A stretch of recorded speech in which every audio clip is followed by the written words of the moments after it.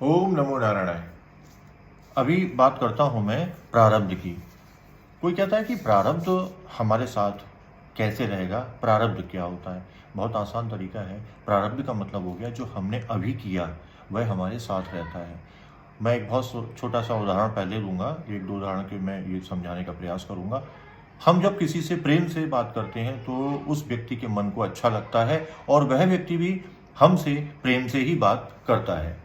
इसके विपरीत यदि हम किसी को अपशब्द कहते हैं तो उसके मन में खिन्नता आती है और वो हमारी शक्ल भी देखना पसंद नहीं करता है। तो ये हमारे व्यवहार पर निर्भर करता है। तो जब इसका प्रभाव हमारे जीवन पर पड़ता है तो हम अपने जीवन पर्यंत जो भी कार्य करते हैं वो प्रारब्ध के रूप में परिवर्तित हो जाता है।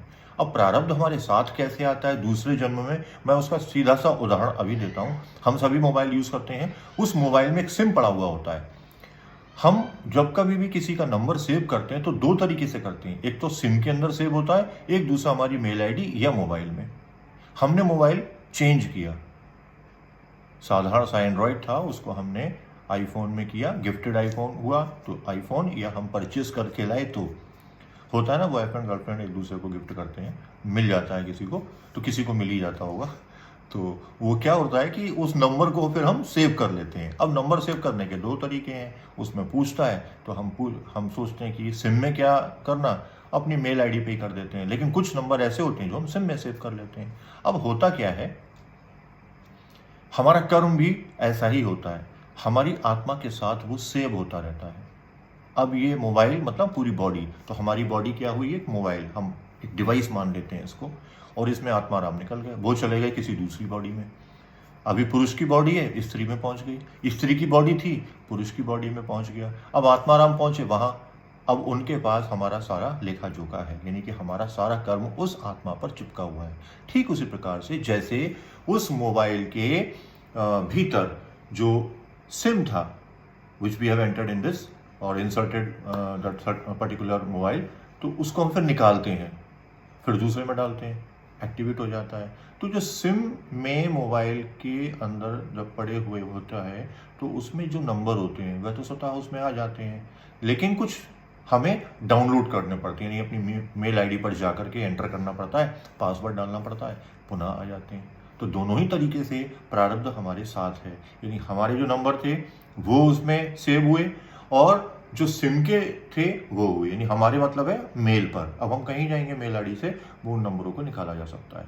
तो इस प्रकार से हम अपने जीवन में जो भी कुछ करते हैं वो उस आत्मा पर लगा रहता है। तो इसलिए बहुत सावधानी से हमें व्यवहार करना चाहिए, क्योंकि परमात्मा ने जगत तो बनाया, लेकिन जगत बनाने में स्वतः अपने आप को, अपना एक अंश हमारे भीतर रख दिया, जिसको हम आत्मा के रूप में जानते हैं। तो जानते हैं, मैं बहुत बड़ी बात कह रहा हूँ, लोगों को पता ही नहीं है। जो जानते हैं वास्तव में वह आत्मा के उस महत्व को समझते हैं, इसीलिए वो सकारात्मक और बड़े प्रेम पूर्वक व्यवहार करते हैं, क्योंकि प्रेम पूर्वक व्यवहार करके हमको एक तो नींद अच्छी आती है और मन प्रसन्न रहता है। आप अपने पत्नी, पति, बच्चों, माता पिता, भाई बहन, सास ससुर इत्यादि के साथ सहज रहते हैं, क्योंकि आपने झूठ बोला नहीं है, कोई धोखा किया नहीं है। तो जिस स्थिति में भी हैं आप, अगर घर पर हैं, फोन आया, आपने घर बता दिया। जो लोग चालबाज होते हैं तो वो चालबाजी करते हैं, फिर वो फंस जाते हैं, क्योंकि वो ध्यान ही नहीं रहता है कि चाचा जी से क्या बोला, ताऊ जी से क्या बोला, अपने बॉयफ्रेंड से क्या बोला, अपनी गर्लफ्रेंड से क्या बोला, वह फंस जाते हैं। और एक ना एक दिन जब ऐसा होता है तो उनसे वो उनका प्रेमी या उनका प्रेमिका या उनका जो चाहने वाला है या उनका जो रिश्तेदार है वो स्वतः ही दूर हो जाता है, क्योंकि वह झूठ जब पकड़ जाता है तो व्यक्ति समझता है। वही स्थिति लोगों के साथ होती है। तो मोबाइल में जिस प्रकार से हम सिम निकाल के करते हैं, इसी प्रकार से हमारा भी सिस्टम यही है। ये हम लोगों का जो है बॉडी, वो परमात्मा की मोबाइल है और वो हमसे बात कर सकते हैं। और हम जो बात कर रहे हैं, हम यानी मैं जो कह रहा हूँ, मैं पंडित सौरभानंद शर्मा, तो मैं अगर कह रहा हूँ तो मैं का मतलब मैं, मेरा ये शरीर नहीं है, वह आत्मा राम है जो हमारे भीतर है, जो आपके भीतर है। गुरु और शिष्य में अंतर बहुत छोटा होता है। गुरु और शिष्य शारीरिक रूप से भिन्न होते हैं, किंतु आत्मिक रूप से वह एक ही होते हैं। मैं बताता हूँ, शारीरिक रूप से मतलब जैसे मेरा शरीर है, मैं शिष्य हूँ किसी का, तो मेरा जो शरीर है, मुझे जानते हैं लोग, भाई घर पे लोग आनंद बोलते हैं तो अरे आनंद जी, ठीक बढ़िया। बाहर बोलते हैं सौरभ जी, अरे ठीक बढ़िया, जानते हैं मुझे। तो किस नाम से जाना? सौरभ के नाम से, आनंद के नाम से। कितनी भीड़ होगी, सौरभ कहा जाएगा तो मैं देखूंगा, आनंद कहा जाएगा मैं तब देखूंगा। तो ये तो रहा नाम से।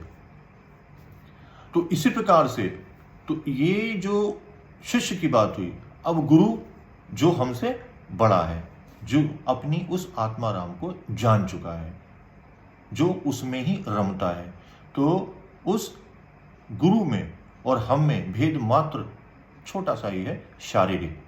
आत्मिक रूप से दोनों है, आत्मा मुझ में भी है, आत्मा उन गुरु में भी है, लेकिन गुरु ने उस आत्मा को जान लिया है, उस आत्मा के सानिध्य को प्राप्त कर लिया है।